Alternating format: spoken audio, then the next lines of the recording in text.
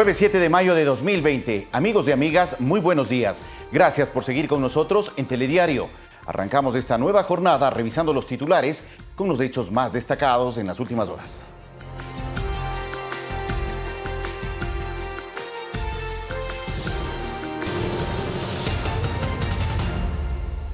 Varias ciudades del país refuerzan los controles para que se respete la emergencia sanitaria.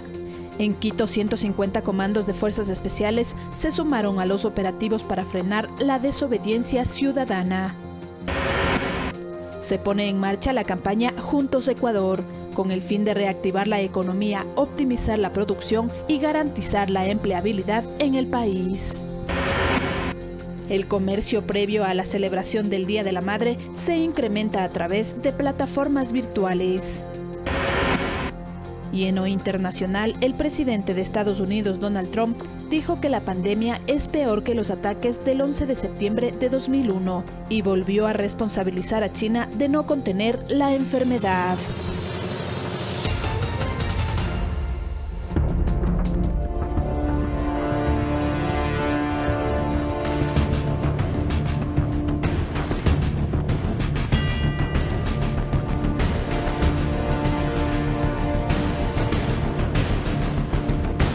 Siete de la mañana, 2 minutos. Continúan las muestras de solidaridad para Ecuador ante la emergencia sanitaria que enfrenta por el coronavirus. Israel y Corea del Sur donaron a nuestro país insumos médicos y kits alimenticios. Hasta las instalaciones del ECU 911 en Quito llegó la donación efectuada por el Estado israelí. El embajador de ese país en Ecuador hizo la entrega oficial a la ministra de Gobierno, María Paula Romo. En el nombre del Estado de Israel, con la cooperación del cónsul honorario de Israel en Guayaquil, señor Johnny Charninsky, es un gran placer para mí entregar este aporte de amistad al pueblo ecuatoriano. Este es un momento de unidad, de solidaridad, y hemos recibido mensajes y donaciones de países amigos. Como parte de las donaciones están 1.000 kits alimenticios, 1.000 galones de agua, 400 máscaras sólidas, 20.000 máscaras desechables, 100 oxímetros que permiten evaluar la concentración de oxígeno en pacientes con COVID-19, entre otros instrumentos de protección. Van a ser distribuidas en donde más se necesita, probablemente en la ciudad de Quito y sus alrededores, los kits alimenticios y el material de protección para la Policía Nacional, a aquellas unidades que están haciendo las tareas más duras y las tareas que mantienen a los policías en contacto con personas de contagios confirmados. El representante diplomático israelí destacó que este aporte se efectuó en el contexto de la histórica y profunda relación entre ambas naciones. Que sepan que el pueblo de Israel está siempre con ustedes. Al Ecuador lo sacamos todos juntos adelante. La comunidad coreana residente en el Ecuador y la Embajada de Corea también aunaron esfuerzos y entregaron 1.200 kits alimenticios y 500 paquetes de mascarillas de protección. Estamos sufriendo por coronavirus en todo el mundo. Nuestro propósito, que es ayudar a la gente que lo que está sufriendo. Estos kits de alimentos se van a dirigir a familias que necesitan precisamente esta ayuda para enfrentar ya el paso del aislamiento, pero ahora en el distanciamiento, el tema del empleo y de la producción tampoco será sencillo. Mientras los insumos de protección se los destinará a los cascos azules de la Policía Nacional, indicó la ministra Romo, quienes efectúan un trabajo de rescate y toma de pruebas en varias poblaciones del país. Olga Velasco, Medios Públicos.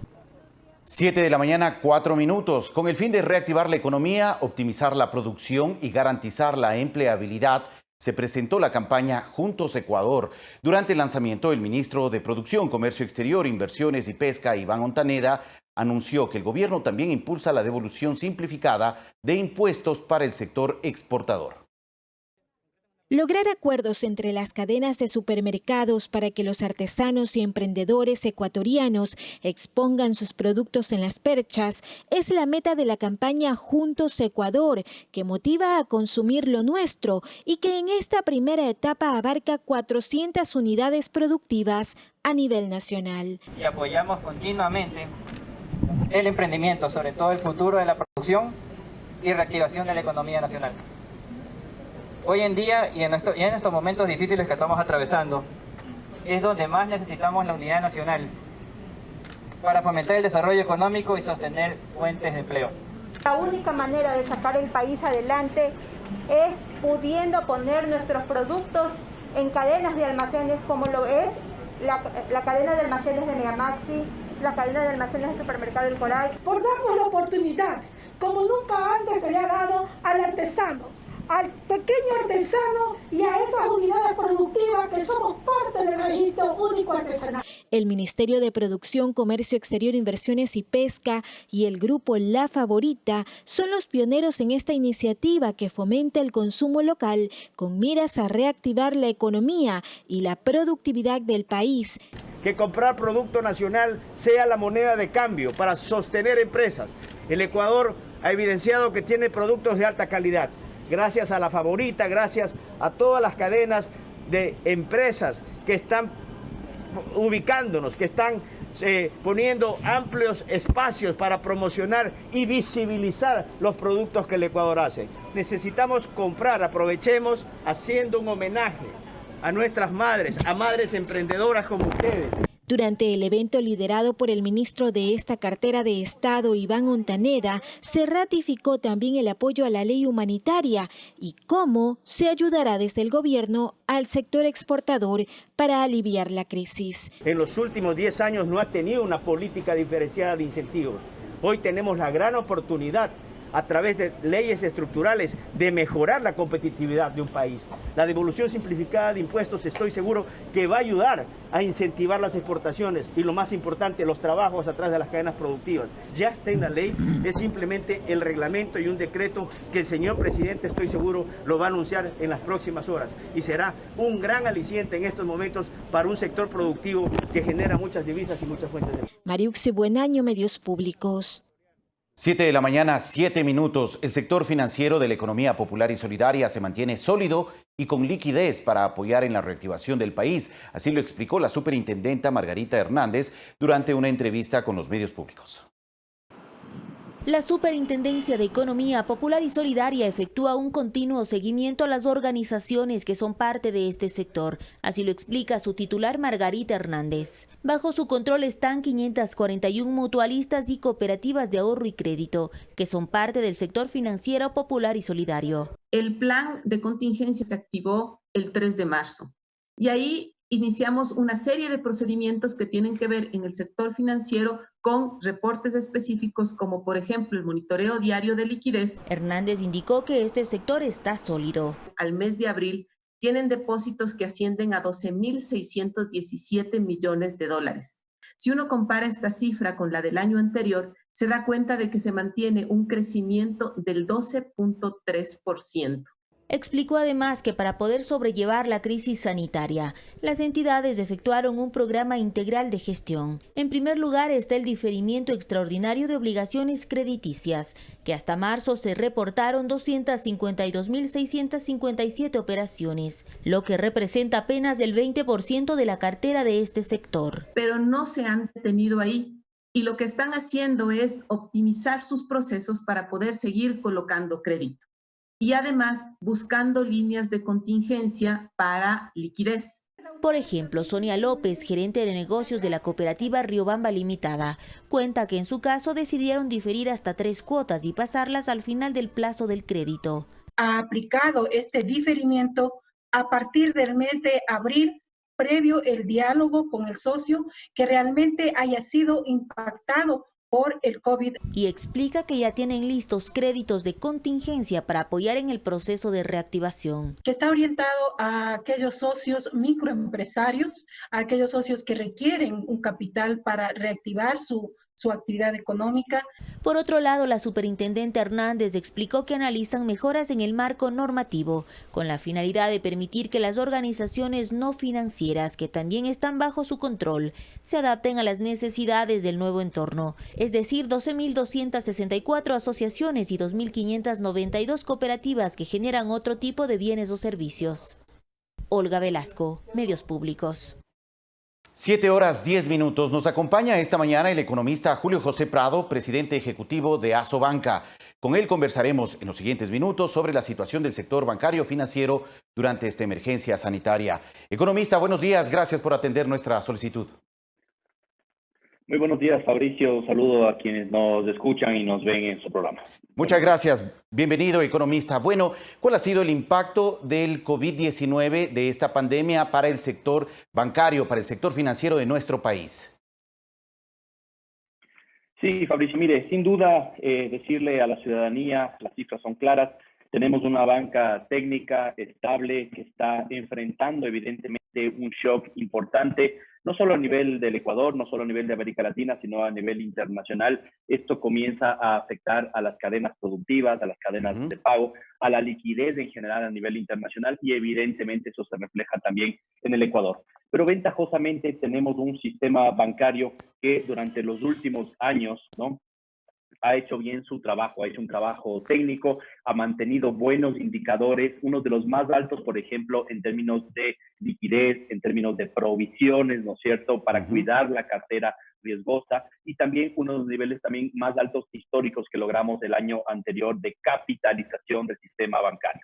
Todo eso nos permite justamente este año, que sabemos que va a haber un shock muy fuerte para la economía, apoyar al sector productivo, pero sobre todo cuidar los depósitos de las personas, de los depositantes, más de 7 millones de depositantes, que son la razón de ser esencial en realidad del sistema financiero. Claro Eso que es lo sí, que estamos economista. viendo durante este año en términos generales, Fabricio. Bueno, entendemos que es un momento muy difícil el que está viviendo el Ecuador. Muchos ecuatorianos en este momento no pueden trabajar, lógicamente están detenidos con sus obligaciones, con el pago de sus créditos y demás. Sobre este tema, ¿qué facilidades han ofrecido los bancos privados para poder postergar el pago de estos créditos? ¿En qué monto se ha podido diferir estos créditos y para cuántas personas y empresas también? Así es, Fabricio, eso es tremendamente importante porque evidentemente lo que requerimos, ¿no es cierto?, el sistema bancario es apoyar a los clientes, a nuestros clientes que han confiado durante tantos años, ¿no es cierto?, en el sistema bancario y que hoy por hoy necesitan un respiro, un oxígeno. Le voy a dar los datos preliminares todavía que tenemos del mes de abril. Por favor. Estos datos son del 1 de abril al 15 de abril, es decir, el corte de la primera quincena de abril. Sobre este monto que le voy a dar puede ser más, no puede ser menos, puede ser bastante más alto el apoyo que se ha dado a las personas clientes del sistema bancario. Entonces, le voy a dar en número de operaciones. Las operaciones que se han diferido, ¿no es cierto?, durante estos primeros 15 días de abril, llegan a 1,2 millones de operaciones diferidas. De esto, algunos son clientes individuales y otro puede ser que un cliente tenga una o dos operaciones, pero podemos hablar de 1,2 millones de clientes a los cuales se les ha diferido las obligaciones. ¿De todo tipo de crédito estamos hablando? De abril. ¿De todo tipo de crédito estamos hablando? Estamos hablando de todo tipo de crédito y lo podemos dividir por tipos de operaciones. Por ejemplo, el crédito de consumo. Han sido alrededor de 840,000 operaciones diferidas en estos primeros 15 días de abril. En el crédito de microcrédito, alrededor de 400,000 operaciones diferidas. En el tema puntualmente productivo, alrededor de 27,000 operaciones diferidas. Y en el tema inmobiliario, alrededor de 12,000 operaciones diferidas. Le doy los montos, Fabricio, para que podamos tener una idea de cuánto implica esto en términos de apoyo a los clientes del sector financiero, del bancario precisamente. Estos 1,2 millones de operaciones representan 3.500 millones de dólares que se ha diferido, ¿no es cierto?, y que los clientes del sistema bancario no le han pagado a la banca. Y este es el apoyo que se está dando en medio justamente de este momento. Esto es una gran cantidad de oxígeno, llamémoslo así, que se ha entregado a la ciudadanía. Ahora, con estas facilidades que han ofrecido ustedes a los clientes de la banca privada, también se han tenido que revisar las condiciones, por ejemplo, los intereses, de acuerdo a este diferimiento y demás. ¿Qué se ha decidido en torno a ello para también tratar de afectar en la medida de lo posible, lo menor que se pueda, a la economía de los ecuatorianos? Sí, Fabricio, estas cifras que le acabo de dar yo son diferidos, ¿no es cierto? Aplazamientos. En estos casos no corresponde ningún tipo adicional de recargo por mora, De ni acuerdo. se está generando cargos adicionales de intereses y demás. Básicamente, las cuotas que estaban pendientes de pagarse, por ejemplo, en este periodo que estamos hablando, en los primeros 15 días de abril, no se pagaron y básicamente se aplazan o se difieren en función de lo que se haya definido o acordado con el cliente. Puede ser, por ejemplo, que se ponga al final de la tabla de amortización, o puede ser que haya otros tipos de acuerdos a los que se llegue. Lo otro que usted me pregunta, que está muy claro, ¿no es cierto?, es refinanciamientos, reestructuraciones de nuevos tipos de créditos o los créditos que no se podían pagar, pero que requieren un monto adicional, ¿no es cierto?, de crédito encima. Eso es refinanciar o reestructurar el crédito.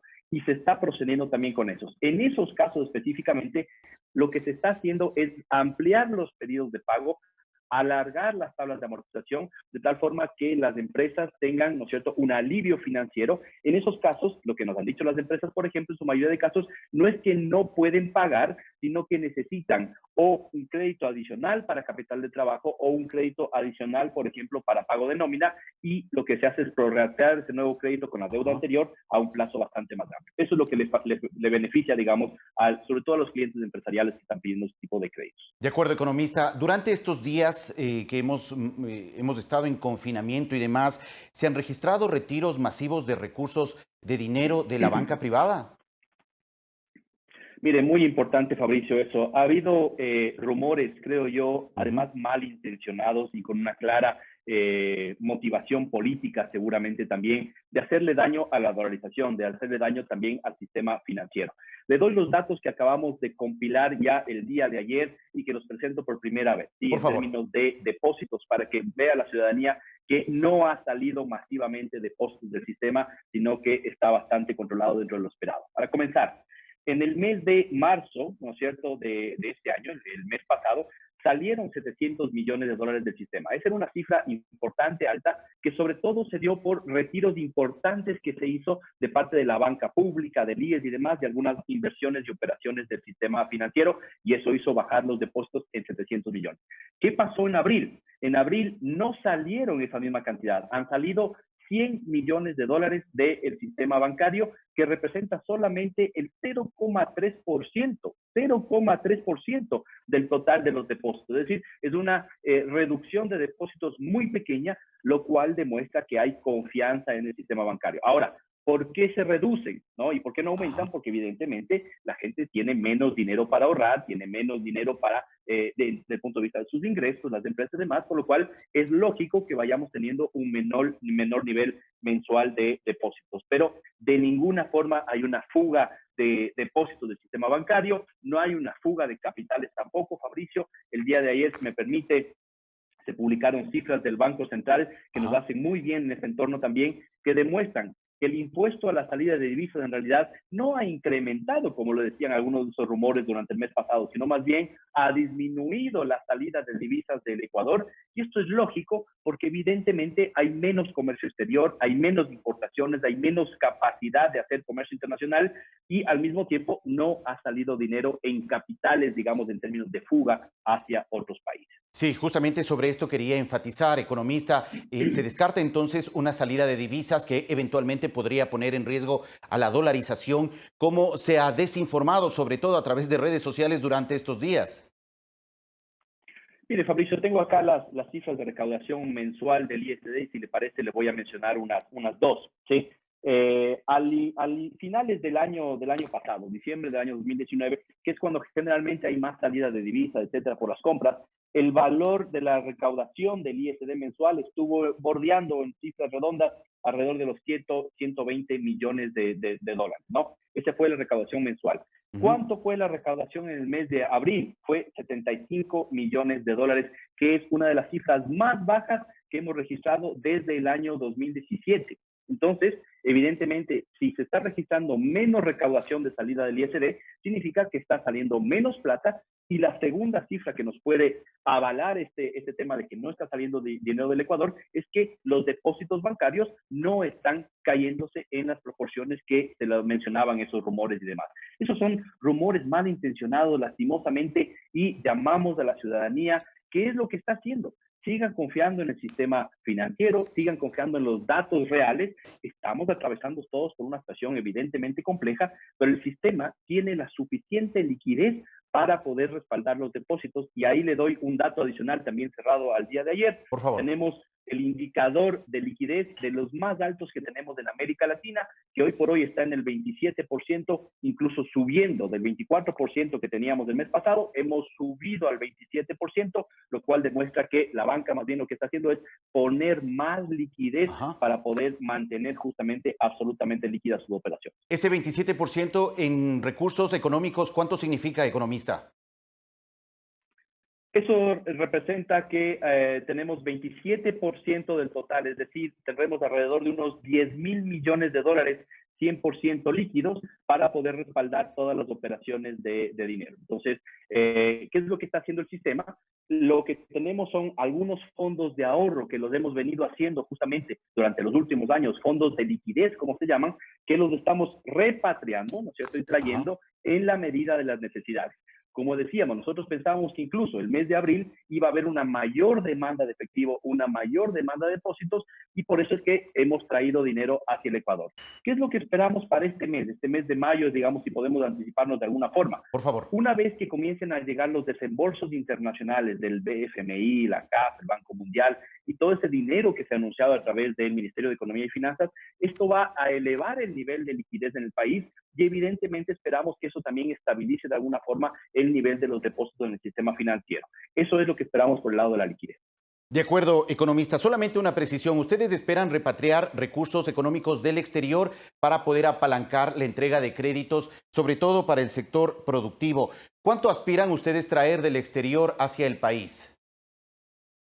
Mire, hay dos elementos. Primero, la liquidez que ya existe, ¿no es cierto?, guardada de parte del sistema bancario y que está mantenida en estos fondos de liquidez, ¿no es cierto?, que son fondos obligatorios que tenemos que mantenerlos justamente para poder utilizarlos en momentos en los cuales hay un decrecimiento económico, pues eso lo estamos repatriando por un monto cercano a los 900 millones de dólares en esta primera etapa, ¿no?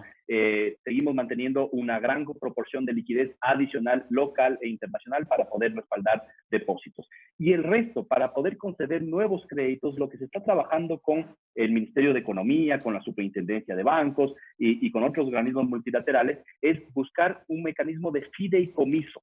Ese fideicomiso lo que va a servir es para poder poner dinero de los multilaterales, de bancos de inversión internacionales, etcétera, y también de la banca local, de tal forma que podamos apalancar, entregar crédito a sectores productivos y sobre todo microempresas y pequeñas empresas que han sido afectadas en forma muy importante durante esta pandemia desde el punto de vista de sus ingresos. Es lo que estamos haciendo. No tenemos un monto todavía de cuánto se puede poner en este fideicomiso porque se está tratando de conseguir a nivel internacional todavía ese dinero. ¿Qué pasará con los otros créditos, los créditos para consumo, los créditos hipotecarios? ¿Se revisará eventualmente las condiciones, las tasas de interés frente a esta realidad tan difícil que se está viviendo en el país? Mire, Fabricio, quiero ser muy claro en este tema, ¿no es cierto? Las tasas de interés son el resultado del costo del fondeo, de la cantidad de dinero que hay en la economía, ¿no es cierto?, la cantidad de liquidez y evidentemente de la demanda de crédito que haya de parte de las empresas, de la ciudadanía. ¿Qué es lo que estamos viendo hoy por hoy? Que el costo de fondeo está creciendo, el riesgo país está en su nivel histórico más alto, la tasa pasiva también ha venido creciendo y está también en su nivel histórico más alto, con lo cual el margen financiero más bien se está acortando.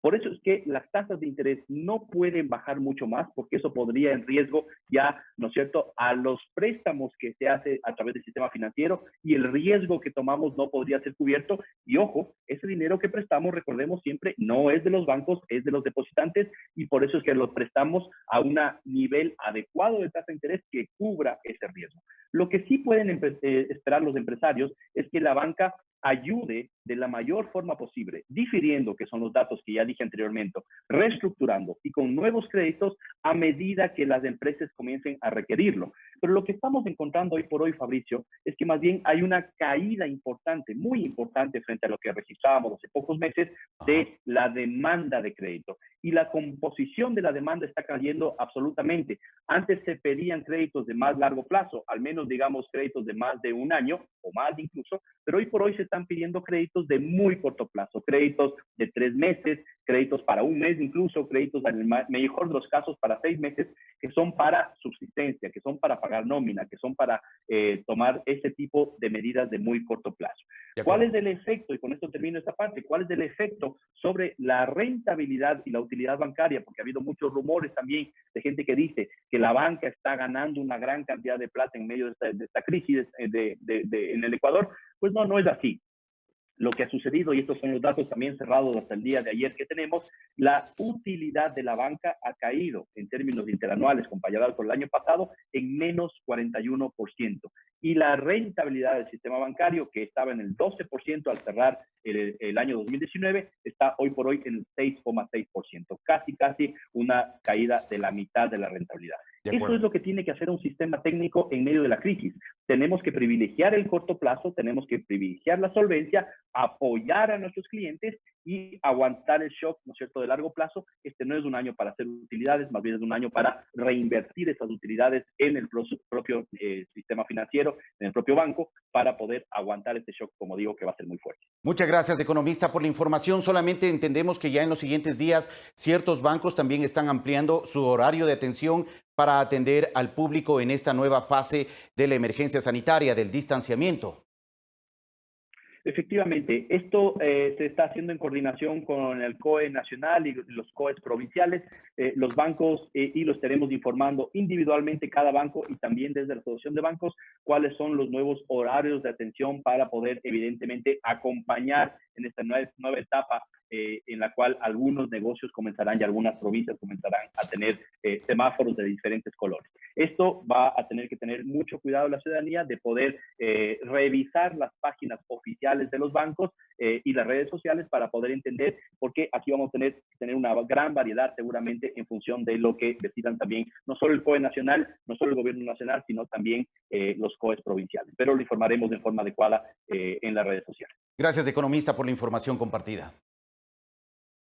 Gracias, Fabricio, un gusto. Muy gentil. Agradecemos al economista Julio José Prado, presidente ejecutivo de la Asociación de Bancos Privados del Ecuador, por ofrecernos una breve evaluación sobre la situación del sector de la banca y de las finanzas privadas en el país frente a la presencia del coronavirus.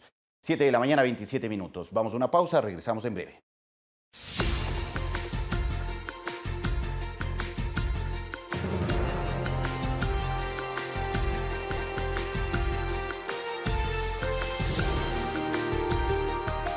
Siete de la mañana, 30 minutos. Gracias a todos por seguir en nuestra sintonía. Hasta el momento en Ecuador existen 3.433 pacientes recuperados, 6.644 personas con alta epidemiológica, 2.292 con alta hospitalaria, 33.880 casos descartados, 29.420 confirmados y 1.618 personas fallecidas. Las provincias con mayor incidencia son Guayas, que reporta 12.411 casos, y Pichincha con 1.913.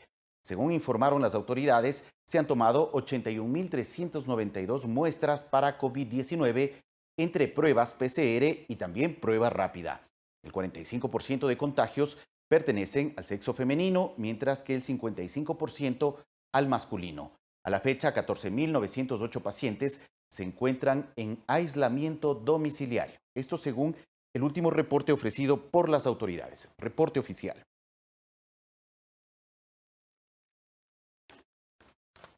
Siete de la mañana, 31 minutos, y las defunciones en Guayaquil disminuyeron y se presentan las cifras más bajas durante la emergencia en Ecuador. Las autoridades llaman a no descuidar las medidas de bioseguridad y el distanciamiento social. Jorge Guate, de quien comanda la fuerza de tarea que se encarga del levantamiento de cadáveres en Guayaquil, señaló en redes sociales que este 5 de mayo se presentó la cifra más baja de fallecidos, 63. El registro civil confirmó esa disminución considerable e incluso señala que el 4 de mayo hubo un número menor. El número estándar de inscripción de fallecidos era de 50 a 70 y hemos realizado en estos primeros días de mayo. El 1 de mayo hicimos 86 inscripciones de defunciones, el 2 de mayo 79 inscripciones de defunciones, el 3 de mayo 74 y el 4 de mayo, que es el número más bajo, con 50. El Ministerio de Salud también hace eco de esa disminución, sobre todo en las últimas 2 semanas, en la ciudad más golpeada por la pandemia. Nosotros hemos observado que en las últimas 2 semanas hemos tenido una velocidad de crecimiento de los contagios más lenta. Ha habido menor número de casos reportados. Y lo mismo ocurre con los fallecimientos, también con la demanda de atenciones de emergencias. Para Watted, esto dista mucho de las cifras de inicio de abril, de más de 550 fallecidos, y que obligó a redoblar el contingente para disminuir el tiempo de retiro de cuerpos. Se abrieron espacios en Camposantos para realizar entierros dignos y se habilitó el portal web www.coronavirusecuador.com para consultar la ubicación de los sepultados. Para el registro civil también fue un mes complicado, así lo afirma el coordinador zonal, pues el reto fue emitir todas las actas de defunción, además siguiendo todas las medidas de bioseguridad. Y abril, que fue con las más inscripciones de defunción que hicimos, 9.681. Por ello celebran esta disminución que cada vez está más cerca de las cifras de años anteriores. Genera una luz, un brillo de fe y esperanza de que pronto esto va a pasar. Sin embargo, las autoridades de salud son claras, llaman a no confiarse y seguir con las medidas de bioseguridad. Por favor, si estamos en las calles, guardemos la distancia prudente, mantengamos la mascarilla puesta. Luis Alfredo Zúñiga, Medios Públicos. 7 de la mañana, 34 minutos. El doctor Juan Carlos Ceballos, ministro de Salud Pública de nuestro país, se encuentra con nosotros. Gracias, ministro, por acompañarnos esta mañana en este espacio de entrevistas. Siempre un gusto estar con usted, Fabricio. Muchas gracias, ministro. Bienvenido. Bueno, la Fiscalía ha encontrado varios indicios de posibles actos de corrupción en procesos de contratación para la adquisición de insumos médicos. ¿Qué se ha hecho en firme por parte del ministerio que está a su cargo para tratar de esclarecer esta situación? Mire, yo desde el principio y desde que me hice cargo de esta cartera he tenido una posición única. Y esa posición única es: vamos a romper todos los actos de corrupción que probablemente han existido desde hace mucho tiempo, pero que bajo mi responsabilidad es investigar esos casos, hablar con Fiscalía, trabajar conjuntamente con Contraloría para que eso se desmantele. Eso no es tolerable y peor en las circunstancias en las que en las que está el país, en las que vive el país. Y por eso es la razón por la cual las denuncias y todo eso se ha hecho de la manera que se debía haber hecho en el tiempo en el cual se debía haber hecho. Y esa es mi posición. No vamos a tolerar a nadie. Hemos abierto una línea de denuncias que ojalá funcione y funcione en la manera de que puedan ser encontrados los culpables y los inocentes salgan libres. De manera independiente, ¿el Ministerio de Salud ha tomado alguna decisión en el ámbito administrativo, por ejemplo, frente a estos casos, cambios de directivos, de personal, de funcionarios, frente a estas situaciones que se han develado en estos días? Sí, claro, yo creo que esas son dos acciones secuenciales, Fabricio. La primera es la denuncia. Ajá. Eso es lo que tiene que ir, apenas haya cualquier indicio de que hay algo que es ilícito, que no es correcto, que hay un sobreprecio, lo que sea, es nuestro deber y ha sido nuestra obligación inmediatamente de denunciar a las autoridades que tienen competencia para aquello. Y luego, la segunda cuestión es obviamente remover a la persona que está implicada en ese hecho. Y lo hemos actuado, a mí no me tiembla la mano, lo he hecho con mano firme, eso, y voy a continuar haciéndolo, con quien sea y a quien sea. Yo no tengo, como usted sabe, ninguna ideología partidista, ni tampoco respondo a ningún tipo de presión política. Esto es técnico, esto es lo justo de hacer, esto es lo honesto de hacer, es lo transparente de hacer, y voy a seguir en esa misma línea.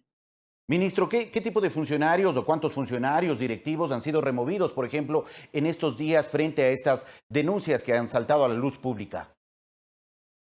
Como le digo, hay algunos funcionarios que han sido reemplazados porque han sido removidos porque son de libre remoción. Eso no quiere decir de ninguna manera que todas las personas que han sido removidas y cambiadas, con quien yo tengo confianza, y que he puesto en puestos que son de confianza, sean implicados en ninguna labor ilícita. Son de libre remoción, son de confianza mía estos cargos y por eso he actuado así. Sin embargo, en otros casos sí han sido removidos por denuncias que se han presentado con ellos. Particularmente, le digo, lo del Hospital Eugenio Espejo. Ajá. Hubo una denuncia y el ex gerente fue removido porque como respuesta a esa denuncia.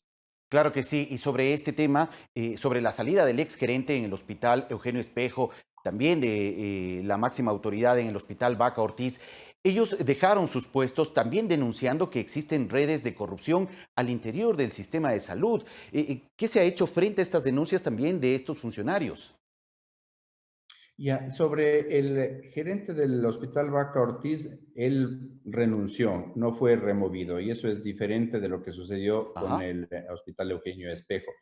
Como digo, estamos trabajando de manera concertada con la Fiscalía y con la Contraloría para que se aclaren todos estos hechos. Mire, si es que las personas que están involucradas en actos ilícitos son encontradas inocentes, pues qué bueno para ellos, saldrán libres. Pero si están implicados en una red de corrupción, como es lo que se menciona a todo nivel, pues esas personas serán culpables y ya le corresponderá tanto a la Fiscalía como a la Contraloría encontrar eso.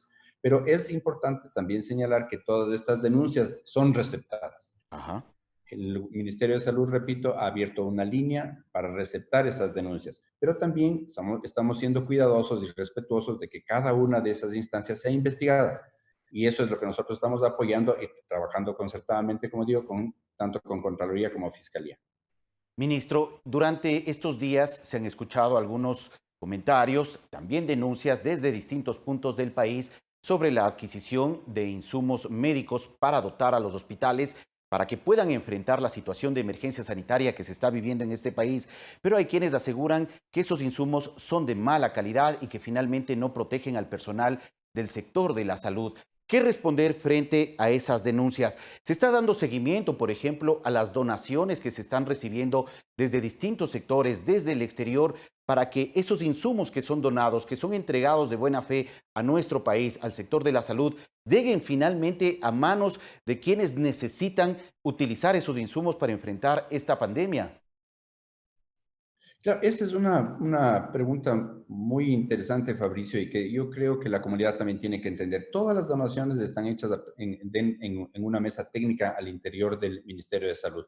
En cada uno de esos casos se requiere que los donantes, por más buena voluntad que tengan, se adhieran a los que son las regulaciones a nivel nacional, y por eso es que a través de un convenio, ARCSA deba decir a través de un estudio técnico si es que los elementos que vienen, por ejemplo, respiradores, ventiladores, medicinas inclusive, tengan y sean respaldadas con el aval científico que se requiere para ser distribuidas y utilizadas en pacientes del Ecuador. Eso en términos de donaciones.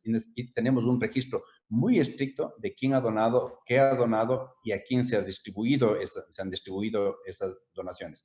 Entonces, yo creo que en la segunda pregunta queda contestada. Respecto a la primera, sí, nos ha llamado bastantísimo la atención y estamos realmente muy preocupados por esta o exceso de precio que se han pagado por algunos insumos. Ahora, también es cierto que hay una situación que es real. Los insumos que nosotros compramos a proveedores, por más que nosotros queramos y busquemos certificar y tener la mejor de las calidades, no es siempre, no nos llegan de manera oportuna. Y los precios variantes, porque son variantes porque estamos trabajando frente a muchísima demanda, como es de otros países, al interno del país, varias instituciones, etcétera, etcétera. Y eso pasa con insumos, pasa con mascarillas y pasa también con reactivos para hacer ciertas pruebas para la definición o el diagnóstico del coronavirus. Entonces, hay mucha competencia, pero nos mantenemos tres criterios que son muy claros. El primero, la calidad del insumo que estamos haciendo. En segunda cuestión, la responsabilidad que los proveedores que nos dan esos servicios tengan en términos de la calidad, de que estén registrados, de que tengan un registro sanitario, etcétera, etcétera. Y el tercero, la oportunidad de compra, porque también por comprar una mascarilla que es ligeramente más cara de que se compró, digamos, del mes pasado por la de a nivel internacional, no podemos dejar o los médicos y el personal de servicio que está actuando, por ejemplo, en caso de las mascarillas sin este tipo de protección. Entonces, en estos términos, siempre estamos abriendo y que sean, Bueno, tenemos ciertos inconvenientes en la conexión. Ministro, ¿nos escucha? Parece que tenemos algún problema a nivel técnico. Sí, le escucho bien, Fabricio. Ya, ministro. Bueno, para retomar la conversación, la última parte, por favor, el tercer punto de su respuesta. Ya, que son tres los elementos. El primero es el que estén analizados por el ARCSA de manera particular. Segundo, que vengan con todo el aval, por ejemplo, de la FDA, de la Comunidad Económica Europea o del mismo gobierno de China, que facilita que las empresas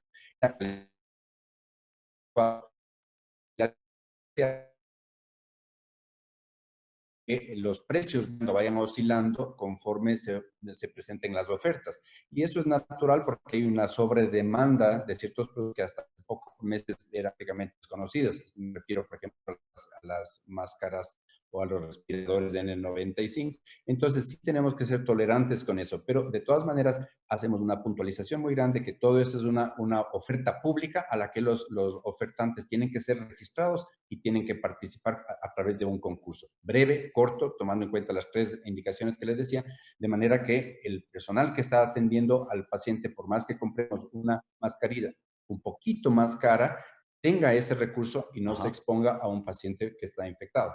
Ministro, ¿y actualmente cómo está la entrega y la disponibilidad de todos estos insumos médicos para que los médicos, el personal de la salud, atienda directamente los casos de COVID-19? ¿Hay abastecimiento suficiente? Porque desde ya se está escuchando también que existe falta de insumos en ciertos puntos del país. ¿Qué tan cierto puede ser esto? Mire, hemos hecho algunas cosas que son interesantes que usted y la comunidad conozca. En primer lugar, yo recibo antes de las 8 de la mañana un inventario de lo que hay en stock en cada uno de los hospitales del país. Y también hemos implementado un sistema de proyección de acuerdo a la necesidad. Usted comprenderá que hay hospitales que requieren más de ciertos insumos y otros que requieren menos insumos. Un tipo de insumos es diferente si es que el paciente o el hospital está tratando pacientes con COVID y otros no. Entonces, esa es una de las maneras. La segunda es del recorrido de casi 30 hospitales que hemos hecho durante esta breve gestión en la que estoy. Siempre entro a bodega y siempre entro a farmacia y verifico no solamente que haya paracetamol suficiente, que es la medicación que se está utilizando más comúnmente, sino también el hecho de que exista el suficiente stock de mascarillas, el suficiente stock de prendas de protección, zapatones, gorras, etcétera, para todo el personal de salud. Es nuestra prioridad el proteger al personal de salud que está atendiendo estos casos. ¿Hay abastecimiento entonces? ¿Podríamos confirmar eso? Hay abastecimiento, con certeza. Y déjeme leerle algunas de las cifras, por ejemplo, que nosotros tenemos para esto. En equipamientos, nosotros hemos hecho una inversión sanitaria de 94.584.919,76. Esto es lo que se ha hecho al 6 de mayo.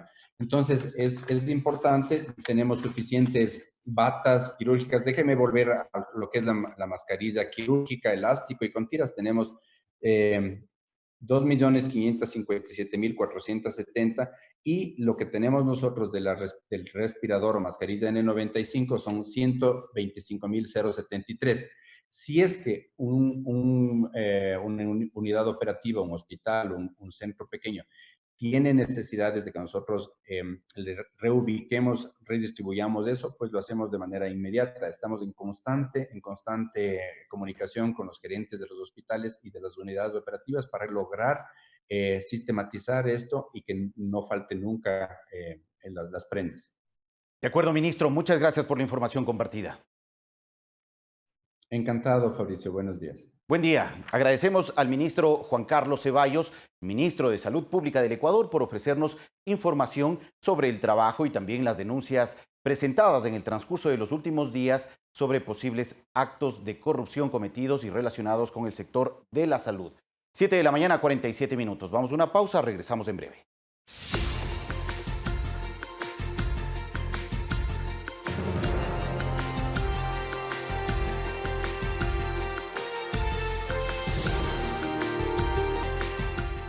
7 de la mañana, 49 minutos. Presten atención. La Fiscalía General del Estado informó a través de su cuenta de Twitter que la noche de ayer se ejecutó un allanamiento en el hospital docente de la policía en la ciudad de Guayaquil para recabar indicios respecto a un presunto delito de peculado. En la diligencia, 8 personas fueron detenidas. Previo al allanamiento, la ministra de Gobierno, María Paula Romo, informó que luego del escándalo de las fundas de cadáveres, se investigó las adquisiciones en el hospital de la policía y se descubrió una posible compra irregular. La ministra Romo dijo que se informó de manera inmediata a la Fiscalía sobre este tema.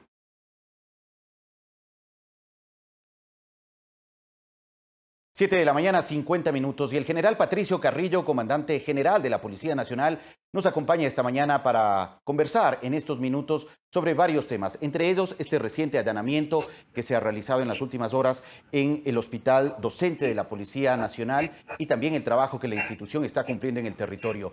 Buenos días, comandante. Gracias por acompañarnos.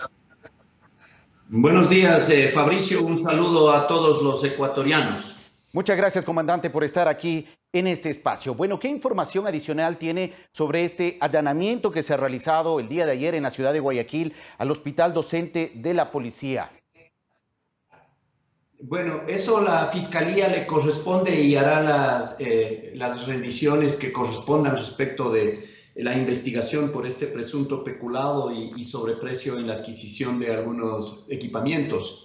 Yo lo que les puedo decir es que la Policía Nacional desde hace ya mucho tiempo atrás tiene un sistema de transparencia y ese sistema de transparencia, control y supervisión permanente es el que permitió entregar alertas y como con fecha 4 de mayo la señora ministra de Gobierno entregó a la Fiscalía General del Estado la solicitud por pedido de la misma Policía Nacional que se investigue este proceso.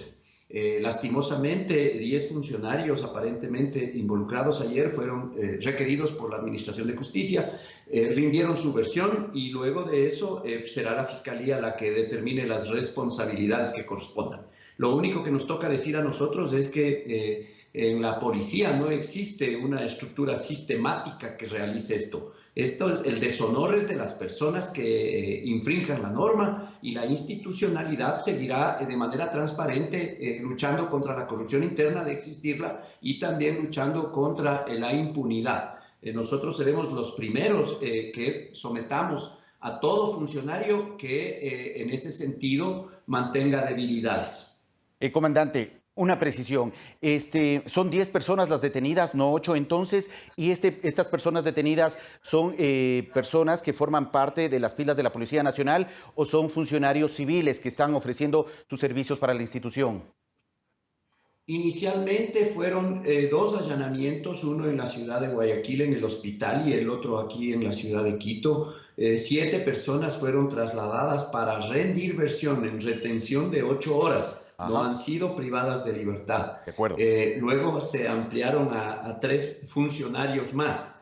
Los funcionarios en su gran mayoría son servidores policiales, ocupaban cargos y funciones como directores administrativos y directores especializados médicos, asesores jurídicos, quienes estaban manejando la contratación pública, quienes eran administradores del contrato, personal de bodega. Es importante que todos rindan la versión y luego de este mecanismo procesal se puedan identificar todas las responsabilidades. Al finalizar las diligencias que terminaron cerca del día de hoy a las 4 de la mañana, se tomaron 10 versiones.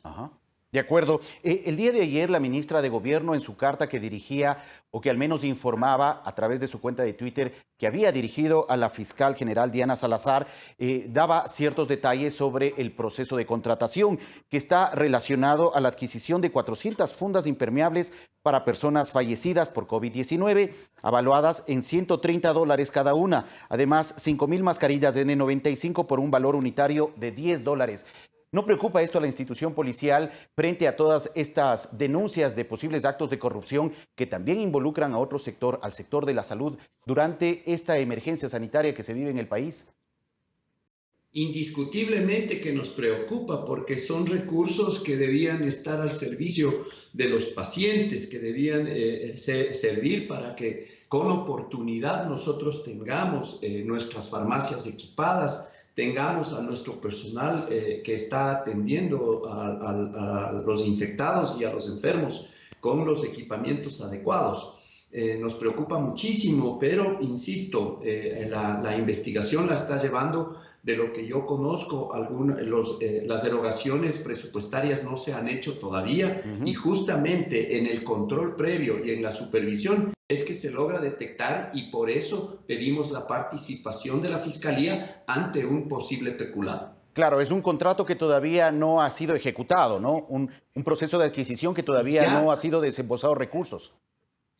En alguna medida el contrato ya se estaba ejecutando porque ya hubo la recepción de los bienes, pero todavía no se han hecho ninguna erogación económica a los contratantes. Comandante, ¿usted ha pedido o solicitará eventualmente una auditoría especial a los procesos de contratación que están ahora en marcha, mucho más en medio de esta emergencia sanitaria, apoyo eventualmente de la Contraloría General del Estado?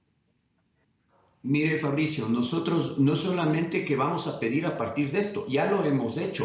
La Contraloría emitió hace 15 días un pedido para que todos los procesos se lleven expedientes y estos expedientes sean trasladados en forma diaria y se eleven a la CERCOP.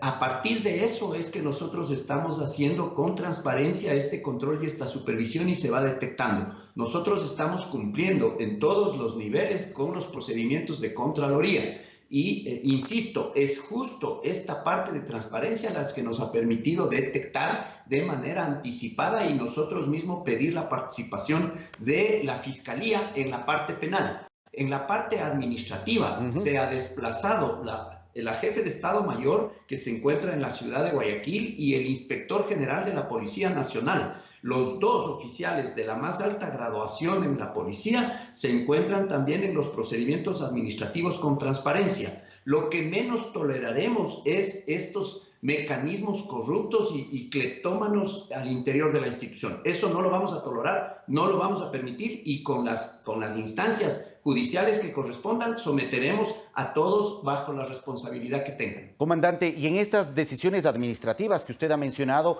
¿eventualmente se ha separado o se ha dejado de lado algún funcionario dentro de la institución policial que esté relacionado al sector de la salud?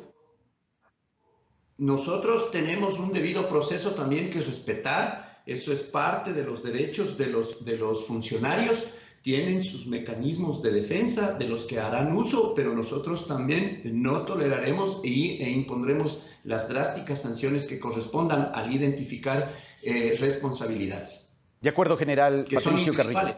Que son individuales, ¿no? Claro que sí, claro que sí. Bueno, quisiera también que brevemente podamos hablar sobre este trabajo que han cumplido miles de efectivos de la Policía Nacional en todo el territorio ecuatoriano para dar cumplimiento a las disposiciones de las autoridades en medio de esta emergencia sanitaria. El día de ayer conocíamos que las Fuerzas Armadas intensifican los controles con grupos de élite frente a la desobediencia civil que se ha registrado sobre todo desde el inicio de esta semana. La Policía Nacional intensificará la presencia con personal en las calles para también enfrentar esta realidad que se está registrando en distintas ciudades del país.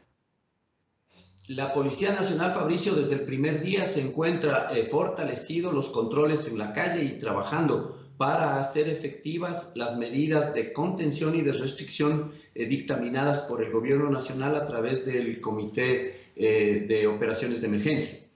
Nosotros en ese sentido y al necesitar hacer efectivas hemos puesto todos los recursos y todas las capacidades de manera dinámica conforme se va presentando los eventos y de manera planificada por fases para que nuestro personal también tenga las dosificaciones de energía que se necesitan. Ya vamos alrededor de, esta es la 7ª semana de confinamiento y ya pasando al distanciamiento. Nuestro personal se encuentra todos los días laborando. Hemos planificado jornadas extendidas de trabajo. No estamos haciendo uso de nuestras licencias que nos corresponden como un derecho y ese ya es un aporte también de la institucionalidad y de los servidores policiales a la crisis. Estamos trabajando desde la parte profesional, con todos los mecanismos democráticos que se nos permite para controlar, pero también estamos trabajando en la parte solidaria, mapeando los sectores en donde no solamente que existe desobediencia, sino que ya empiezan a existir unas crisis sociales profundas, producto también de esta posibilidad de no dinamizar un poco la economía. Estamos llegando con asistencias humanitarias, estamos nosotros generando redes público-privadas para poder lograr y conjuntamente con el MIES poder abastecer algunos barrios muy deprimidos de algunas necesidades básicas. Estamos controlando las carreteras, estamos en los mercados para evitar los sobreprecios, estamos también en los sitios de aglomeración con mecanismos psicopedagógicos y educativos para que entendamos los conceptos del distanciamiento y por sobre todas las cosas mantengamos las distancias de 2 metros y señalizando en algunos lugares y en algunos cantones en coordinación con los GATS, en coordinación con todos los actores sociales y con todas las instituciones. Pero también estamos en la calle con los infractores. En lo que va de la crisis ya son más de 5.237 personas que han sido privadas de libertad por la comisión de acciones penales porque no hemos descuidado nuestra misión constitucional. Tenemos más de 57.000 partes policiales remitidos a las autoridades respecto del control que se hace a quienes deben estar en el cerco epidemiológico y quienes deben hacer el aislamiento obligatorio. Más de 113 personas han sido identificadas por haber violado estos cercos y también sometidas a la administración de justicia. Tenemos más de 44.000 personas citadas por no por no cumplir con el toque de queda. Tenemos alrededor de 8.000 vehículos de igual manera citados por circular en condiciones de irregularidad sin los salvoconductos y también estos vehículos han sido remitidos a las autoridades que corresponden para los trámites. Es decir, hay una gran cantidad de actividades sin descuidar la misión constitucional y que tienen que ver con la gestión de la crisis únicamente. Claro que sí, comandante. Nosotros hemos trabajado y continuamos trabajando con todas las instituciones. Al finalizar de las actividades que realicen inclusive las otras instituciones, le corresponde a la policía elaborar los partes para los procesos de investigación que se requieren y las acciones penales que continúan. Muchas gracias por la información, comandante, y sin duda también el agradecimiento para el trabajo diario que cumplen los servidores públicos de la institución policial precisamente para garantizar el orden y el cumplimiento de las disposiciones de las autoridades frente a esta emergencia sanitaria. ¿Cuántos son los uniformados hasta el momento infectados con COVID? ¿Maneja esa cifra, comandante? Nosotros tenemos 357 compañeros confirmados con el virus COVID luego de las pruebas PCR. Tenemos 1.600 compañeros en cerco epidemiológico por haberse relacionado o por haber estado en conjunto trabajando con algún compañero que ya fue detectado y ellos están en un aislamiento y en una cuarentena obligatoria. Y desafortunadamente tenemos 18 compañeros que han perdido la vida hasta el momento, 7 con confirmación de coronavirus y 11 compañeros con sospecha, pero que al final tenían problemas respiratorios agudos igual. Sin embargo, se continúa como sospecha porque no hemos logrado hacerles las pruebas PCR. También informarles que estamos ya nosotros realizándonos las pruebas que tienen que ver, las pruebas rápidas, para ver si ya hemos desarrollado los anticuerpos necesarios como para poder continuar enfrentando y romper la cadena de transmisión del virus. Ajá. Pero también esos mecanismos son de mucha ayuda para poder tomar las decisiones en cuanto a las actividades laborales de nuestros compañeros. Muchas gracias, comandante, por la información compartida. A ustedes un gusto, gracias Fabricio y un saludo a todos. Muy gentil, que tenga un buen día, gracias comandante. El comandante general de la policía, el general Patricio Carrillo, ha ofrecido información sobre estas investigaciones que se llevan a cabo por parte de Fiscalía sobre eventuales actos de corrupción en procesos de contratación en tema de salud relacionado al hospital docente de la Policía Nacional y también hablando sobre el trabajo de los efectivos policiales en el territorio nacional. 8 de la mañana, 4 minutos. Y antes de continuar con la segunda parte de Telediario con Sofía Montoya, compartimos con ustedes saludos de nuestros televidentes a través del segmento Conectados. Si quiere enviar su saludo y ser parte de esta iniciativa, escríbanos a través de la aplicación de WhatsApp al número celular 0987-571-631. 0987-571-631.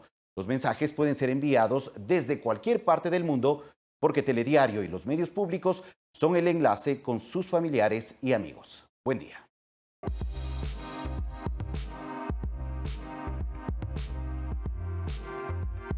Y quiero aprovechar para mandar un caluroso saludo a mis héroes azules como son mi gente de Maceo.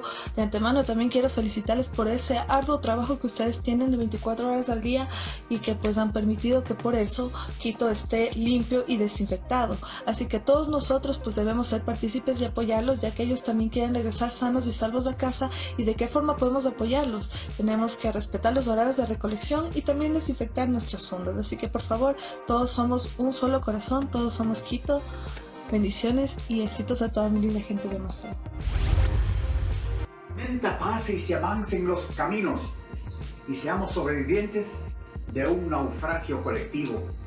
Extrañaremos al viejo que pedía un peso en el mercado y no supimos su nombre y siempre estuvo a tu lado. Y quizá el viejo pobre era tu Dios disfrazado. Nunca preguntaste su nombre porque estabas apurado. Un saludo a la masa pidiéndote, quédate en casa. Quiero saludarte y darte un consejo. Hay que ayudar a los doctores y a los policías y a los militares y a las demás personas que hacen el trabajo para cuidarnos y que descansen un poco. Quédate en casa y no olvides orarle a Dios para que nos cuide y nos proteja. Quédate en casa. Por ti, por mí y por todos. Quédate en casa. Y no olvides, cuando salgas, usa mascarilla y guantes. Queremos decirle que no salga de casa, porque está el virus. Quédate en casa.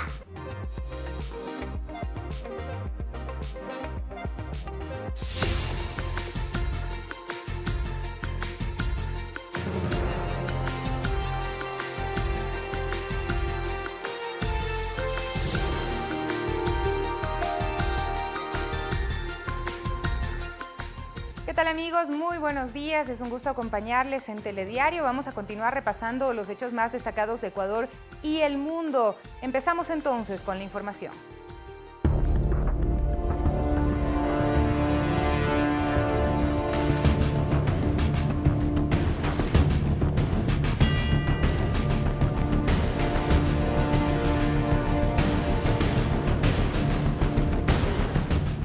De la mañana con 7 minutos. En Quito, el sector del transporte público urbano se prepara para operar una vez que cambie el color del semáforo. El alcalde de Quito anunció que la tarifa no tendrá costo para los usuarios durante la emergencia y que solo 12 personas podrán viajar en cada unidad para evitar el contagio.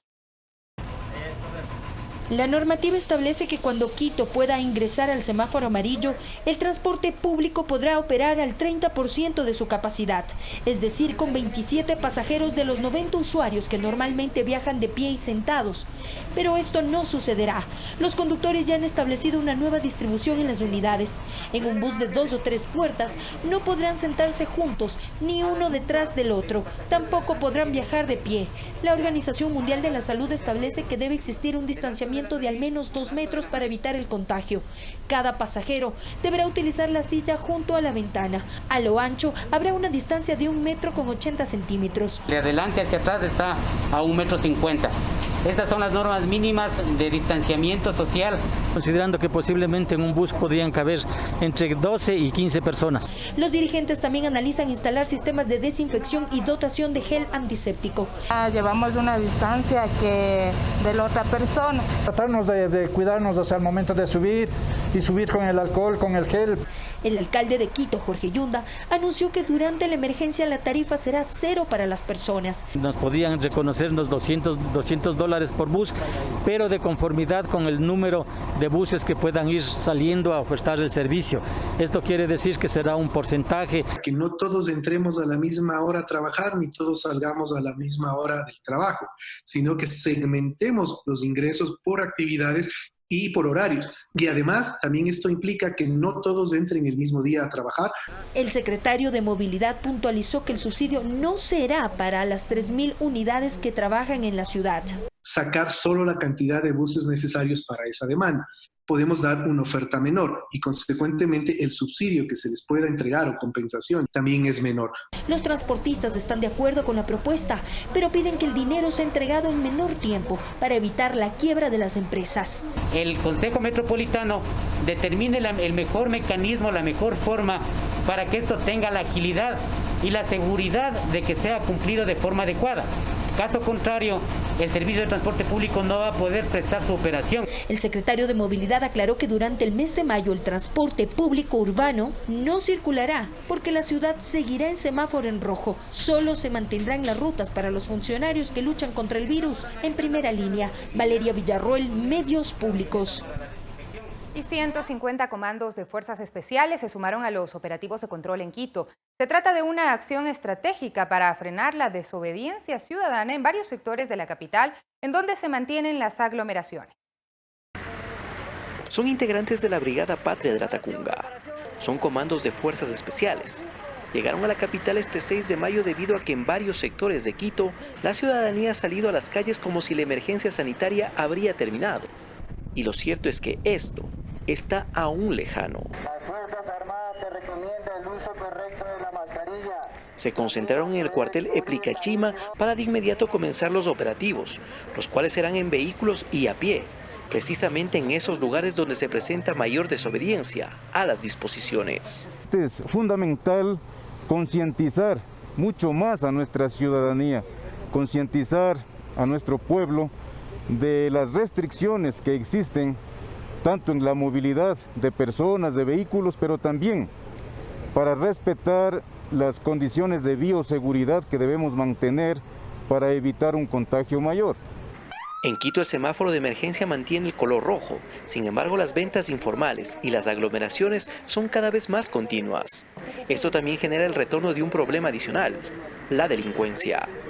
Con nuestros soldados especiales de la Brigada de Fuerzas Especiales es precisamente para evitar que se puedan cumplir este tipo de inseguridad. Por ello en Solanda, además se desarrollaron controles de armas y explosivos. Se busca que la ciudadanía tome conciencia y no se relaje, porque solo de esta manera se pueden detener los contagios, que siguen aumentando en Quito. Sí, en este sector veo que está bastante gente y no toma las precauciones como el distanciamiento que nos habían dicho los entes gubernamentales. Pero esperemos que la gente solamente hagan lo que se debe de tener a distancia, ser prudentes. En horas de la tarde los uniformados se enfocaron en que los ciudadanos cumplan con el toque de queda. No faltaron los que por una u otra razón no acataron la disposición. El trabajo de las autoridades es coordinada. Los uniformados estarán presentes en cada uno de los puntos más conflictivos, al menos por las siguientes 2 semanas. Alex Llanos, Medios Públicos. Y desde el inicio de las medidas de restricción determinadas por las autoridades para frenar la propagación del COVID-19, la Policía Nacional también redobló esfuerzos. Según la institución, los operativos que realizaban a diario tuvieron que multiplicarse. Desde el inicio de las medidas de restricción determinadas por las autoridades para frenar la propagación del COVID, la Policía Nacional redobló esfuerzos. Los operativos que a diario realizaban tuvieron que multiplicarse. Eso se evidencia si detallamos algunas cifras del trabajo policial luego de 50 días de confinamiento. Por ejemplo, que más de 40.800 ciudadanos han sido sancionados con $100 de multa por infringir en primera ocasión el toque de queda. El problema es que multas y controles a muchas personas no ha servido de mucho y han reincidido. Tenemos 726 por segunda vez y 19 sancionados por tercera vez en la ciudad de Quito, en el Distrito Metropolitano de Quito. Motivo por el cual los operativos policiales continúan desarrollándose a nivel nacional en algunos puntos fijos y otros móviles, como este registrado la tarde del miércoles 6 de mayo en la Avenida Occidental, donde se verificó que circulen solo los vehículos autorizados por ser parte de los sectores estratégicos. La Policía Nacional, en el marco del cumplimiento de su misión constitucional, viene ejecutando varias estrategias para garantizar el orden público, la seguridad ciudadana frente a esta emergencia sanitaria. Justamente en los últimos días lanzó una campaña educativa con el apoyo de la Policía Comunitaria y los cascos azules de la Policía Nacional. Esta campaña se denomina Tu distancia es mi derecho. Y obviamente tiene como finalidad concientizar a la comunidad a que mantengan el distanciamiento social. A cargo de este trabajo estuvo el general Ramiro Ortega, quien en el cumplimiento de su labor contrajo la enfermedad. Ahora completamente recuperado, salió a las calles, ratificando su compromiso con la sociedad. Esto tiene que llamar a la reflexión a la comunidad. Así como se han perdido vidas humanas, también el sistema de salud ha recuperado muchas vidas. Y hoy, como ejemplo, estamos acá teniendo una segunda oportunidad de vida que lo vamos a entregar a nuestra familia, que lo vamos a entregar al servicio a la comunidad. Es que otro de los controles permanentes es a la circulación vehicular. 14.750 conductores de autos y 10.189 de motos han sido sancionados por incumplir las restricciones. Dentro de las competencias policiales también está la vigilancia de 14.533 personas en aislamiento preventivo obligatorio y 6.525 viajeros en aislamiento. Alex Llanos, Medios Públicos. 8 de la mañana con 16 minutos. Mientras tanto, la provincia de Morona, Santiago, se mantiene en semáforo rojo. Según informaron las autoridades del COE provincial, se intensificaron los operativos de control de la Policía Nacional, las Fuerzas Armadas, los GATS, las jefaturas y tenencias políticas. Los resultados de los operativos dejan hasta el momento 559 vehículos revisados, 42 vehículos retenidos, 158 sancionados por mal uso del salvoconducto, 13 sanciones por pico y placa, 14 citaciones entregadas, 25 motocicletas revisadas, 953 personas registradas, 2 detenidas por diferentes causas y un vehículo recuperado. El gobernador Juan León Pilco recorrió las instalaciones del Hospital Miseror de Gualaquiza, en donde constató la disponibilidad de insumos médicos y medicamentos en farmacia. Además, recibió la donación de 15.000 mascarillas, 15.000 guantes quirúrgicos y 600 galones de alcohol antiséptico por parte de las empresas hidroeléctricas. Además, entregó 7.000 kits alimenticios a personas de bajos recursos económicos y en estado de vulnerabilidad en los 12 cantones de la provincia. Y la parroquia Belisario Quevedo, ubicada en el norte de Quito, es la más afectada por el número de contagios por COVID-19. Los moradores del sector piden un mayor control de las calles, mientras la Secretaría de Seguridad anunció operativos más estrictos en los sectores críticos de la capital. Veamos.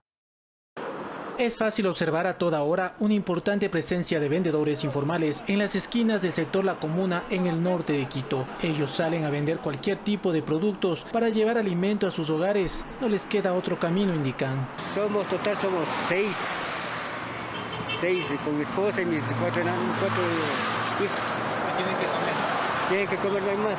Muchas personas acuden a las tiendas acompañadas por sus familiares y hacen caso omiso a la disposición de las autoridades de salir solo una persona por familia a cumplir las actividades de abastecimiento. Aquí no hay cuidado. Yo veo que hay hasta niños pequeñitos que no les interesa, yo digo, porque salen como les da la gana, disculpen la palabra, pero no les interesa su seguridad. Es el panorama diario que se vive en una de las vías principales del sector de La Comuna. Este sector registra el mayor número de contagios por el COVID-19 en la capital. En vista de esa situación en que estamos conviviendo día a día, hemos solicitado al municipio de Quito que nos tome en cuenta en la sanitización del fumigado de la comuna, el control de las ventas ambulantes, que utilicen la asepsia debida como para que puedan hacer su trabajo.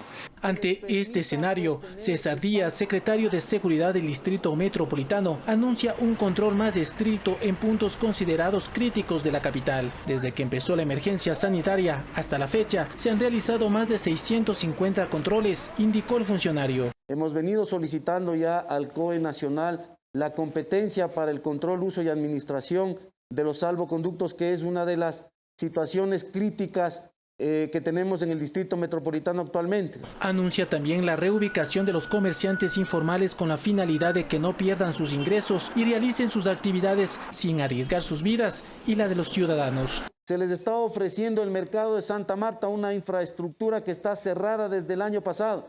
Se les está ofreciendo plataformas para hacer feria en el sector de Chimbacalle. Juan Carlos Figueroa, Medios Públicos.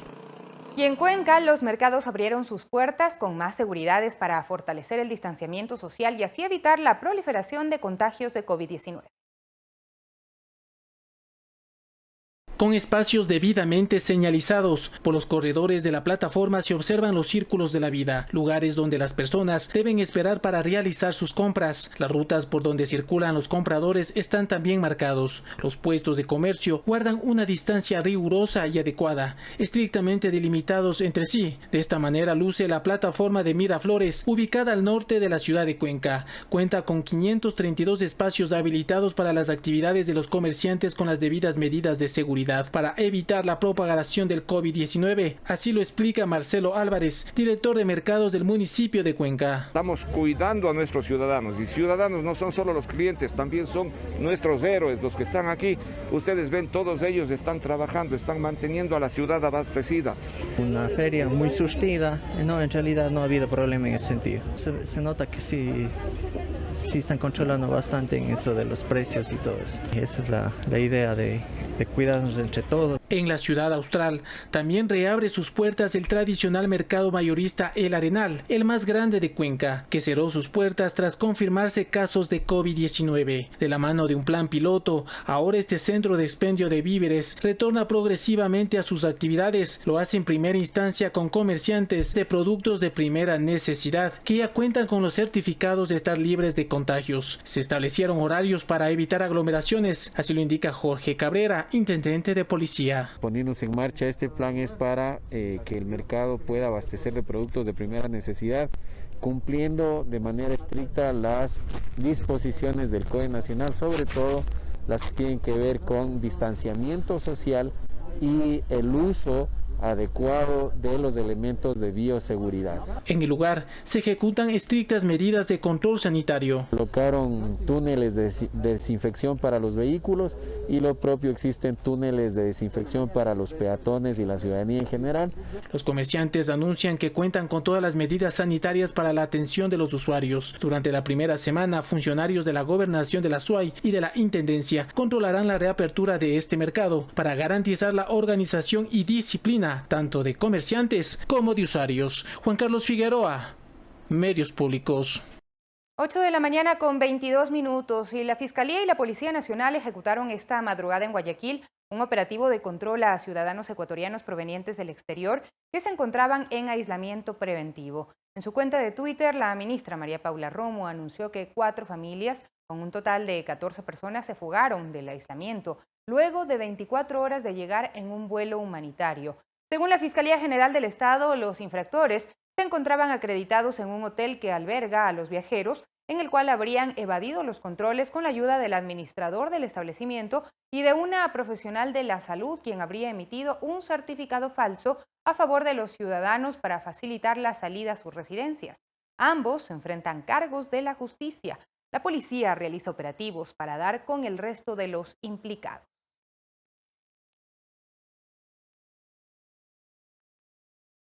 Y vamos a revisar cifras. Hasta el momento en Ecuador existen 3.433 pacientes recuperados, 6.644 personas con alta epidemiológica, 2.292 con alta hospitalaria, 33.880 casos descartados, 29.420 confirmados y 1.618 personas fallecidas por COVID-19. Las provincias con mayor incidencia son Guayas, que reporta 12.411 casos, y Pichincha, con 1.913. Según informaron las autoridades, se han tomado 81.392 muestras para COVID-19 entre PCR y pruebas rápidas. El 45% de contagiados pertenecen al sexo femenino, mientras el 55% al sexo masculino. A la fecha, 14.908 pacientes se encuentran en aislamiento domiciliario.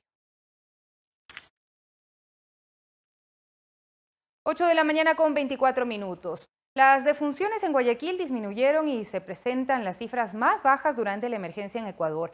Las autoridades llaman a no descuidar las medidas de bioseguridad y el distanciamiento social.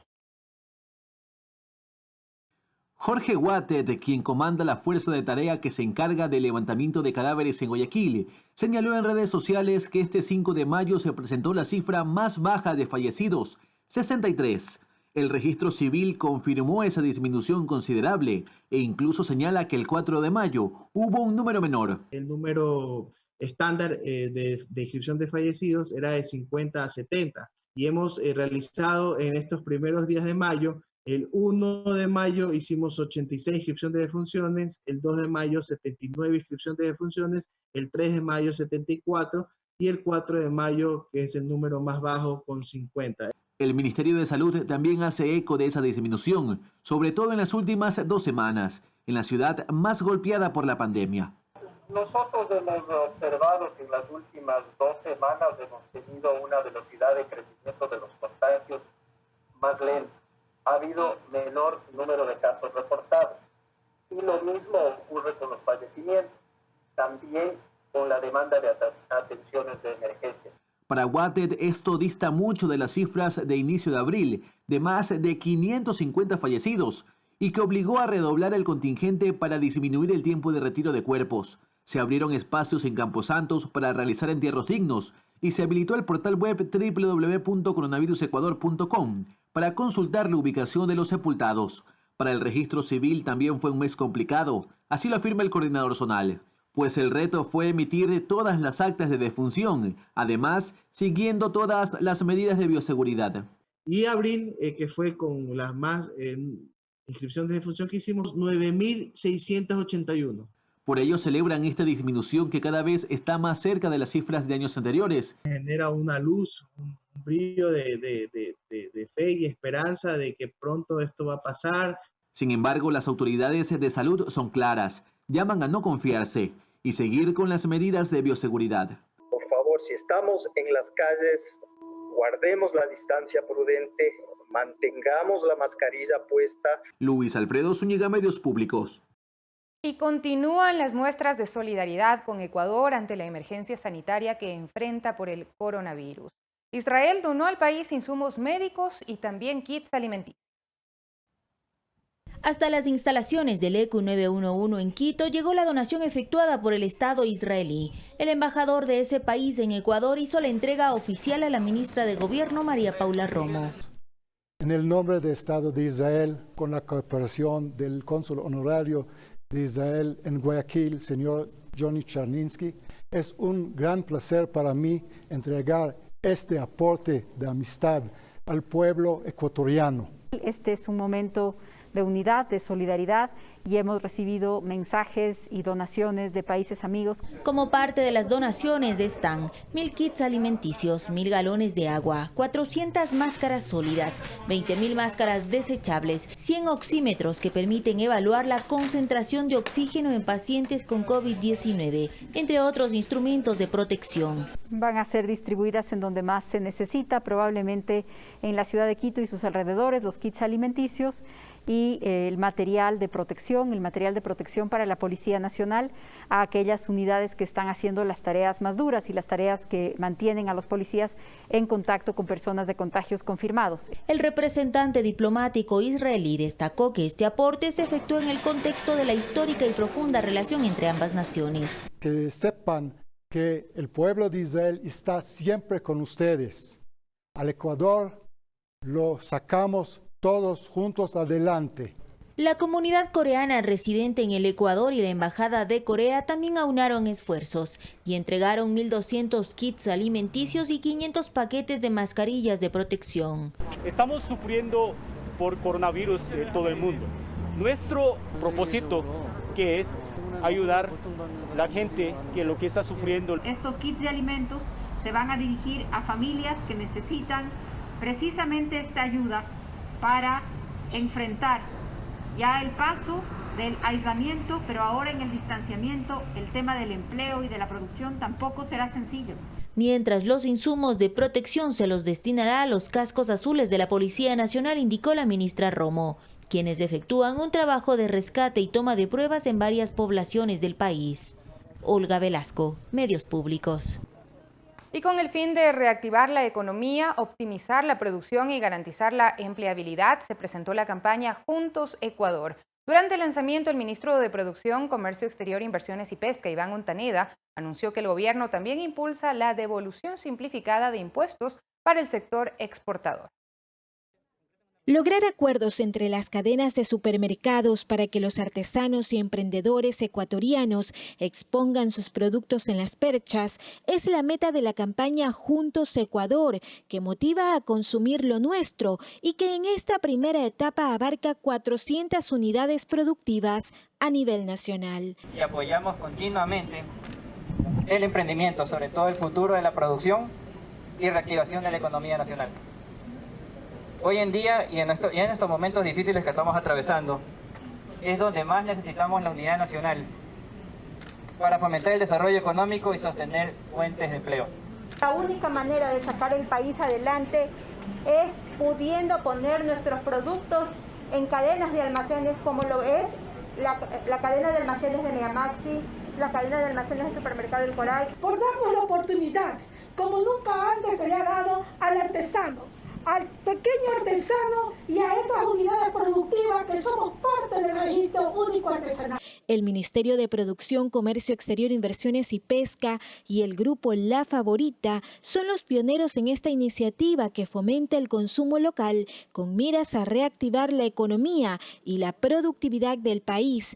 Que comprar producto nacional sea la moneda de cambio para sostener empresas. El Ecuador ha evidenciado que tiene productos de alta calidad. Gracias a La Favorita, gracias a todas las cadenas de empresas que están ubicándonos, que están poniendo amplios espacios para promocionar y visibilizar los productos que el Ecuador hace. Necesitamos comprar, aprovechemos haciendo un homenaje a nuestras madres, a madres emprendedoras como ustedes.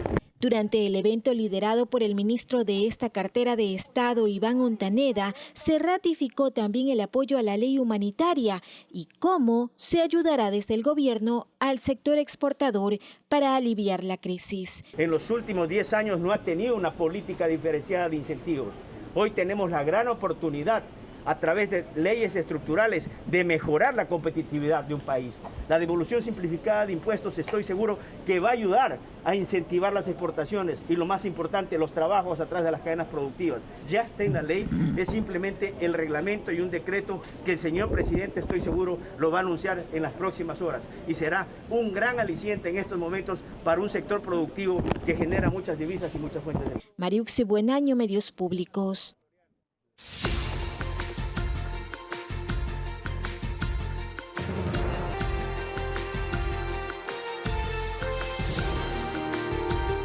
8 de la mañana con 35 minutos. Abordamos otros temas en Telediario. La desinformación o las noticias no verificadas pueden llegar a causar la muerte de las personas. Este fue uno de los tópicos que abordó este miércoles la UNESCO a propósito de la Semana de la Libertad de Prensa en tiempos de coronavirus. Según expertas en temas relacionados a la desinfodemia o a las noticias falsas, muchas de ellas han sido generadas a través de robots y difundidas en las redes sociales. Durante el foro Desinfodemia en América Latina desarrollado por la UNESCO, a propósito de la Semana de la Libertad de Prensa, se mencionó la importancia del papel de los periodistas en medio de esta emergencia sanitaria para dar frente a la desinformación. El periodismo permite perforar la nube de información falsa que ha amplificado la crisis, alimentando la vulnerabilidad del entorno y apoyándose en el resorte emocional. La desinformación o las noticias no verificadas pueden llegar a causar la muerte al consumir medicamentos caseros que supuestamente combatían al COVID-19. En la India, César, estamos sufriendo para luchar contra beber orina de vaca, ¿no? Y mientras en los Estados Unidos estamos sufriendo con beber desinfectante lejía, ¿no? En Argentina, beber té caliente. Más de 240 iraníes muertos porque bebieron alcohol puro por creer que el alcohol puro era capaz de desinfectar el cuerpo.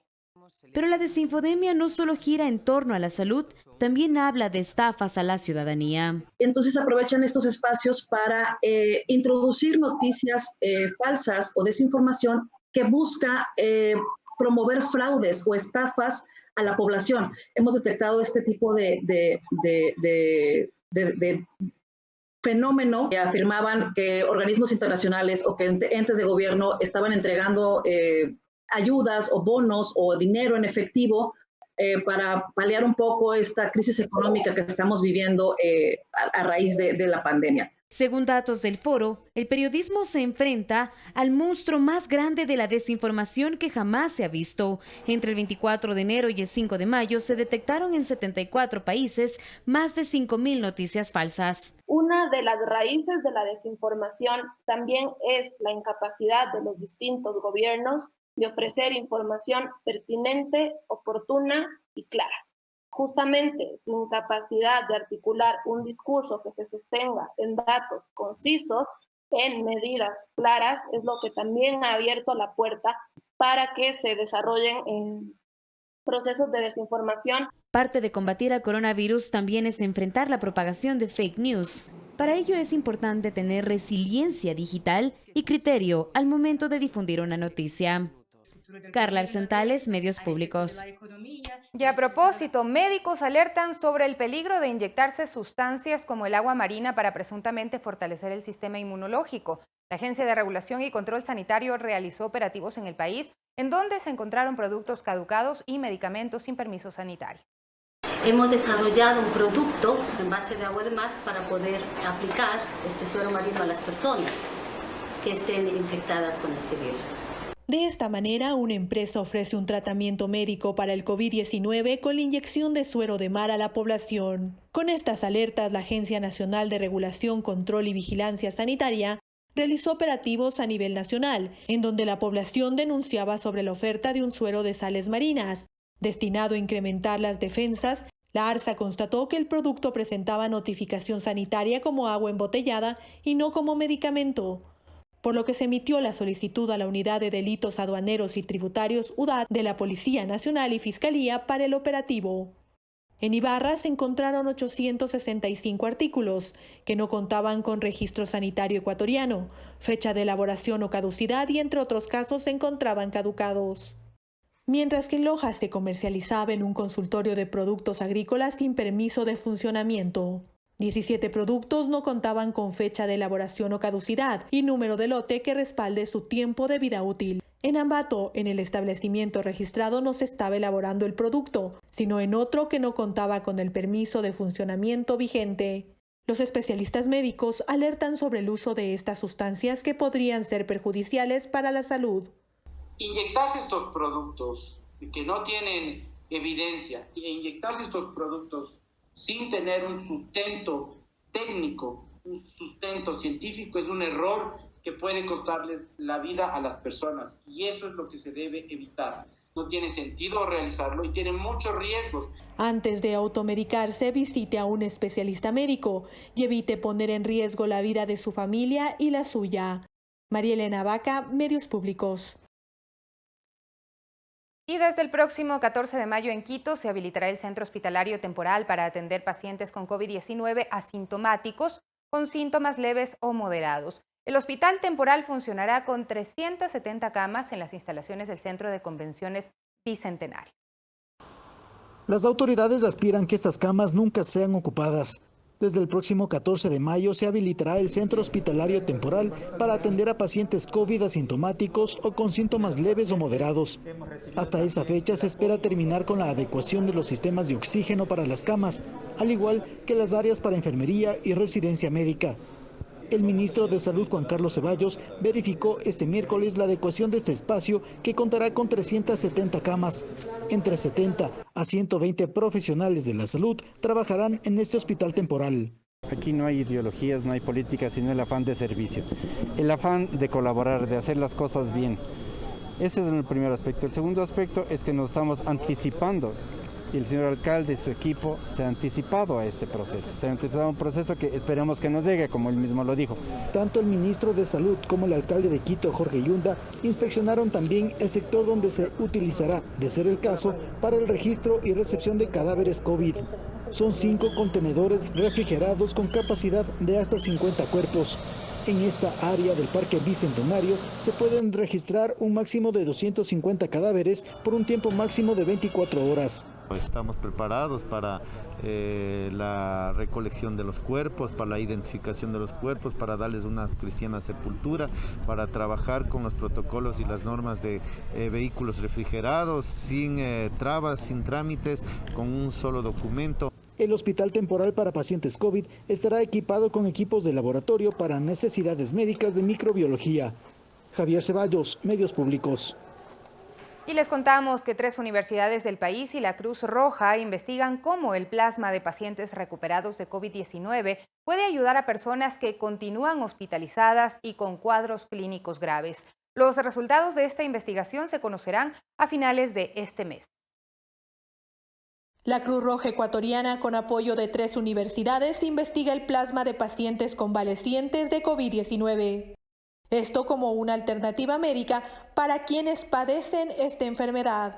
El Ministerio de Salud aprobó la realización de estos estudios, que se espera que favorezcan en una primera fase a 100 personas. Desde la semana pasada estamos colectando ya plasma de pacientes que han pasado 14 días desde que terminaron su sintomatología y tienen anticuerpos IgG e IgM en su plasma, y los estamos colectando aproximadamente 500 mililitros de plasma de cada uno de ellos. La Cruz Roja Ecuatoriana emitió la normativa y los protocolos a seguir en cuanto a recolección, así como colocación del plasma a los pacientes. Este proceso se realizará a partir de este lunes. Los pacientes deben tener ciertas condiciones, por ejemplo, tener una saturación igual o menor a 90.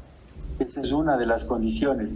Y ver que el estado clínico del paciente se va agravando y que podría entrar a un respirador. Para estos estudios se cuenta con un fondo privado de $5.000. Para los expertos médicos, la eficacia del plasma de las personas recuperadas está en que estos crean anticuerpos que vencen en el organismo a esta enfermedad. Palabras sencillas, ha generado defensas y estas defensas hacen que ya el paciente deje la enfermedad.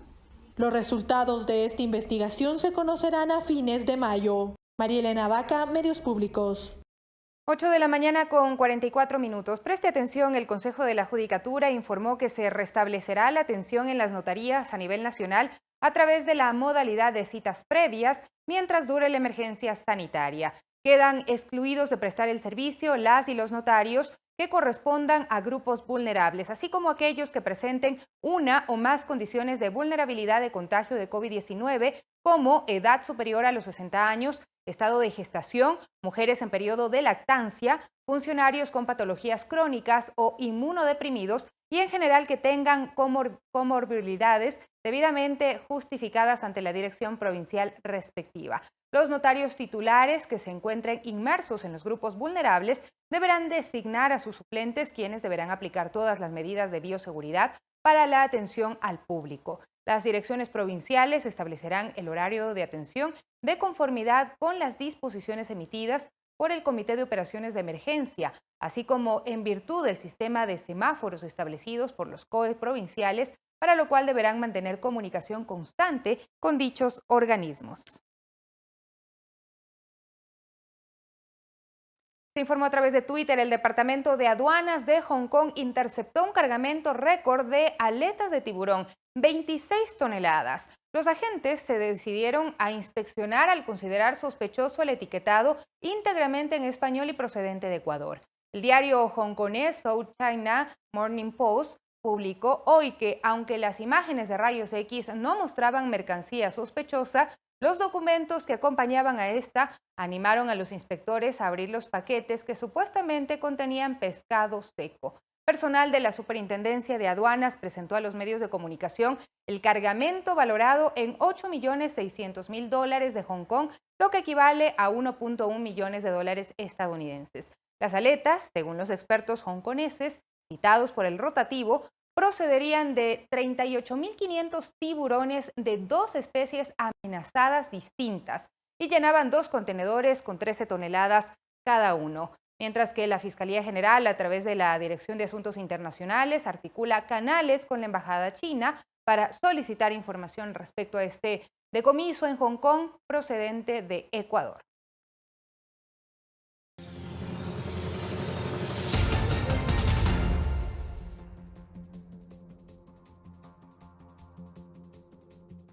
Y en Brasil, el Tribunal Regional Federal de la Tercera Región decidió mantener la orden para que el presidente Jair Bolsonaro haga públicos los informes de las pruebas de coronavirus a las que se sometió. El juez André Navarrete argumentó que el Ejecutivo brasileño debe entregar los exámenes médicos y no solo informar sobre los resultados de los mismos. El debate público sobre el estado de salud de Bolsonaro se intensificó después de que 24 funcionarios que acompañaron al mandatario durante un viaje para reunirse con el presidente Donald Trump en Miami el pasado mes de marzo dieran positivo a la prueba.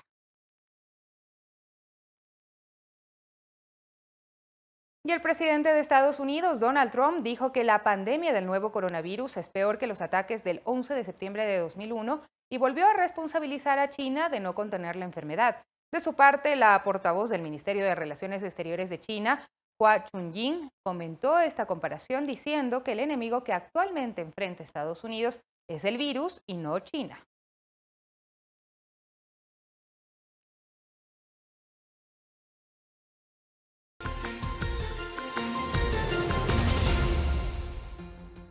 Y en otros temas, en Perú la Villa Panamericana atenderá a 900 pacientes con COVID-19. Además, bares y restaurantes griegos piden ayuda financiera por la desescalada con las sillas vacías.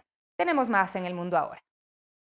El gobierno de Perú implementó otras 2 torres con capacidad de albergar a 900 pacientes con COVID-19 en el Centro de Atención y Aislamiento de la Villa Panamericana, ubicado en el sur de Lima. La titular de Salud, Fiorella Molinelli, indicó que 1.094 personas fueron dadas de alta tras recibir el tratamiento especializado. Vagones y estaciones del metro de Nueva York en Estados Unidos quedan fuera de servicio por aproximadamente 5 horas para una limpieza profunda. La interrupción del servicio es la primera de este tipo en los 105 años de historia del sistema de metro de la ciudad. Las autoridades analizan cómo hacer cumplir el distanciamiento social y las horas escalonadas para que las empresas vuelvan a trabajar. Protestas con las sillas vacías en Grecia.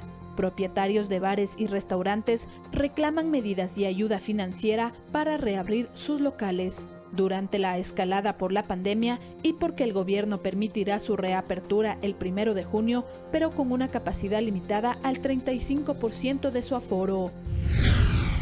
China declaró que está dispuesta a incrementar la financiación destinada a hacer frente a la pandemia del COVID-19 si fuese necesario. China ha establecido un fondo especial de 2.000 millones de yuanes en la cooperación para hacer frente al coronavirus e incrementará ese fondo si fuese necesario para apoyar una iniciativa de la Organización de Naciones Unidas y acelerar el desarrollo de vacunas y tratamientos para la COVID-19. Fernanda de la Bastida, Medios Públicos.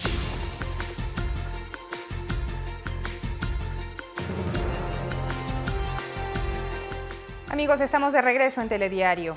En Cuenca, por una iniciativa ciudadana, se elaboró y entregó más de 12.000 máscaras de protección a médicos, enfermeras, personal de farmacia, bomberos y agentes de control. El proyecto se denomina Convida 2020.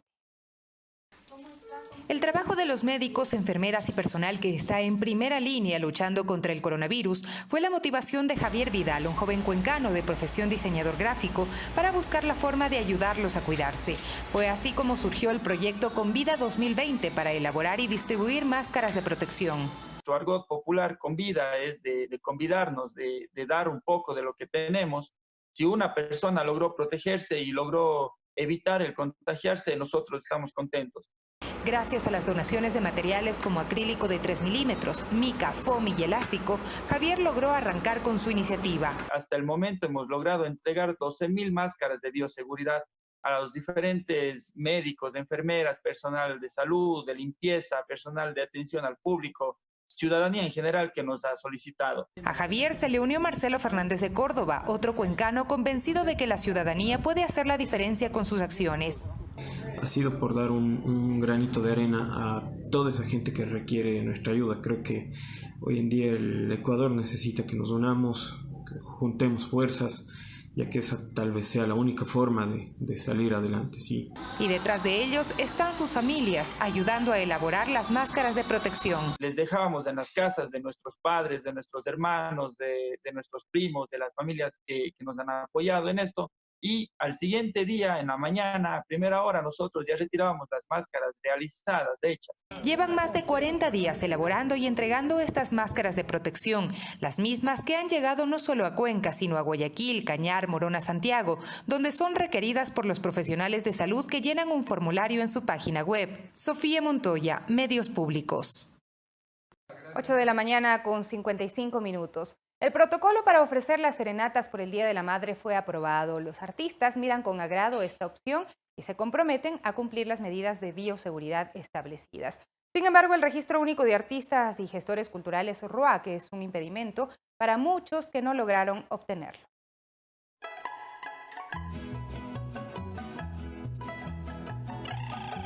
Según el Ministerio de Cultura, en el Registro Único de Artistas y Gestores Culturales están inscritas unas 10.000 personas.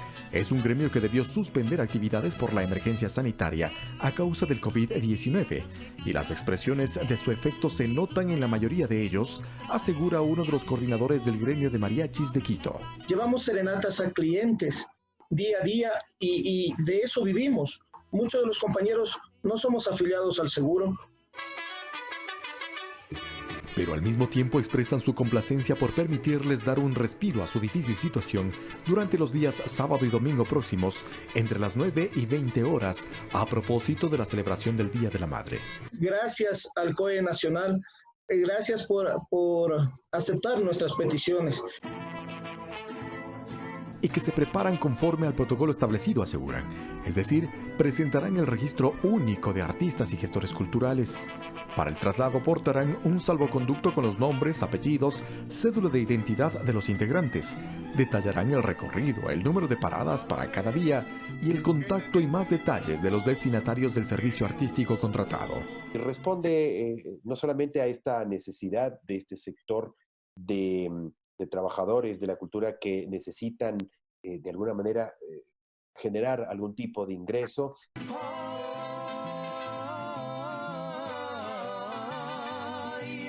Aunque el RUAC para muchos artistas es un requisito que no han logrado obtenerlo, sin contar con aquellos extranjeros que también se ganan la vida con actividades vinculadas al arte. Hasta el día de hoy me pone estado pendiente. Hay compañeros que también no tienen cédulas. Hay compañeros que son extranjeros. Por lo menos de un 40% de músicos, por lo menos del gremio de mariachis, que estamos preocupados con esa inquietud, con esa novedad. En todo caso, entre las disposiciones también se establece un número máximo de 8 artistas y trabajadores relacionados con el espectáculo por presentación, y el tiempo máximo de duración será de 40 minutos. Además, el espectáculo deberá realizarse únicamente en exteriores, sin aglomeraciones, y el control estará a cargo de la Policía Nacional y las Fuerzas Armadas. Eduardo Córdoba, Medios Públicos. Y el comercio previo a la celebración por el Día de la Madre se incrementa, pero las pérdidas siguen siendo significativas. Las alternativas para conseguir liquidez se diversifican, aunque se espera una reactivación productiva y comercial en medio de la emergencia sanitaria. La celebración del Día de la Madre es una de las fechas de mayor comercio en el Ecuador. De hecho, en 2019 fue el cuarto mes con mayores ventas, con alrededor de 6.172 millones a nivel nacional. El presidente de la Cámara de Comercio de Quito considera que este año, por efectos de la emergencia sanitaria y el COVID-19, las ventas sufrirán importantes caídas. No es inferior en la mayoría de casos a un 80%. Pero la actitud innovadora y de emprendimiento es una máxima en el ecuatoriano, y las ventas online se convierten en una alternativa válida en medio de las limitantes y riesgos. Por ejemplo, Grace Mesa tiene una florícola en Tabacundo y decidió asociarse con su prima Karina, quien tiene destrezas en manualidades, y armaron detalles que pueden llegar a domicilio. O sea, en mi caso somos más de 20 familias a las que damos trabajo y que tenemos sostener. Y por el lado de mi prima, en cambio, la mano de obra en sus chocolates. Ella hace sus chocolates artesanalmente y ese va a ser otro paquete. O sea, Otro ejemplo de emprendimiento de un negocio familiar de catering y eventos, que también debieron suspender actividades, es el de Carolina, que ahora debió dar un giro en el negocio y aprovechar al máximo esta fecha.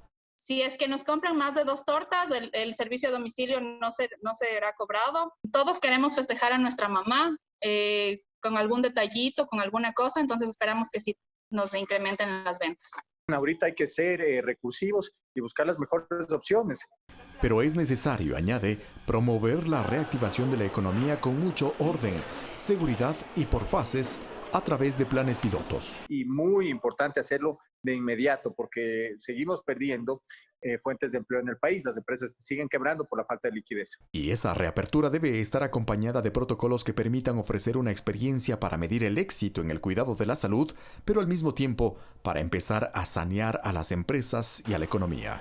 Eduardo Córdoba, Medios Públicos.